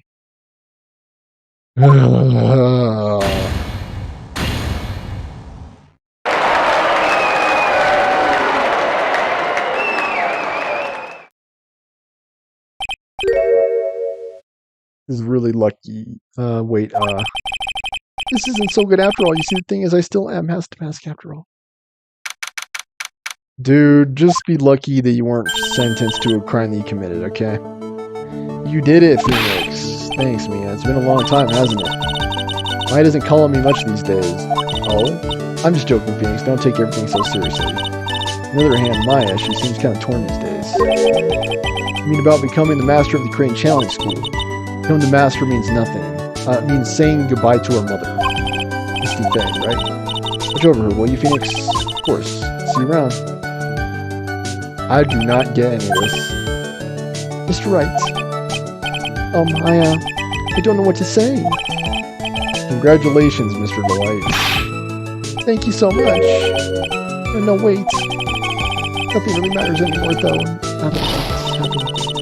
Just be happy already. Just get me out of here, please. And please play more of that theme music from Mr. Godot. Clearing the murder charges and getting mask to mask degree. I lost everything. What do you mean? Stealing security information from TV security, becoming mask to mask. I did it all for one reason, for her. You mean your wife, Desiree? She hates criminals more than anything. Come to think of it, she was once held hostage by some robbers, wasn't she? She always said how she hated sneaky criminals. I knew that, but once I got fired from KV Security and lost all the money I had, she wouldn't have any reason to stay with me. Dude, why are we still listening to this? She would leave for sure. That's why you became mask to mask. Yes, but it's all over now. Broken Bowl can never be put back together. That's not true, right, Nick? Really? Can we go back to saying the way things were? You'll be fine. Nick can prove it. I kinda wish you would check with me first. Mr. Light, even if the bowl is broken, there's always a way to put it back together.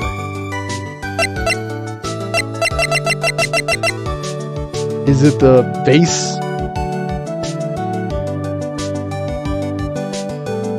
Yep, it's the urn. Oh my gosh. Take that! Sacred urn. Desi was the one who found this. Desiree, your wife, she's always believed in you, Ron. That's why you'll be fine. You don't have to worry about anything. Ah, there you are. Miss Delight. You did it, Ronnie. You're innocent. I'm so happy. Thank you. I appreciate that. But, I suppose you don't want anything more to do with me, or do you? Ronnie, why didn't you talk to me about what was going on? Yeah, why didn't you talk to your wife? That's very strange. Why didn't your wife do anything to prevent you from getting into legal trouble? That also doesn't make sense. I had no idea you quit KB Security. Technically, he was fired. Never imagined that you were really mask to mask either. Again, do you know anything about your husband? Do you look around? There's a bunch of mask to mask stuff in your place. What are you going to do now that you know? You're not really going to leave him, are you? How could I ever let a wonderful man like him get away? My bag's really fast. So far, there's no way... So fast, there's no way he could ever get away. Did you say you hated criminals? I don't hate people who act all cowardly and sneaky. Yeah, whatever.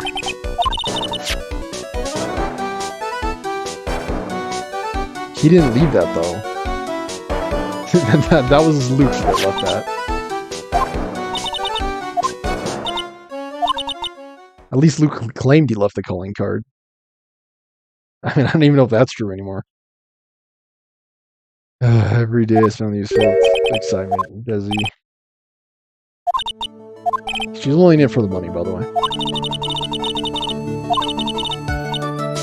Yeah, I don't believe any of this stuff. She's in it for the money. 100%.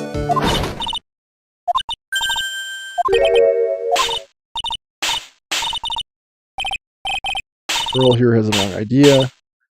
We would never even come close to this gold digger. Well, yeah, just to be continued, us, please. So to my consciousness, round set of broken bowl can never be put back together. What's fixed can always be broken. What's broken can always be fixed. Jens Lichtman. I need to look up that song after this episode. Just look. Here's a perfect example of one that was put back together before the base. Yeah, end, please.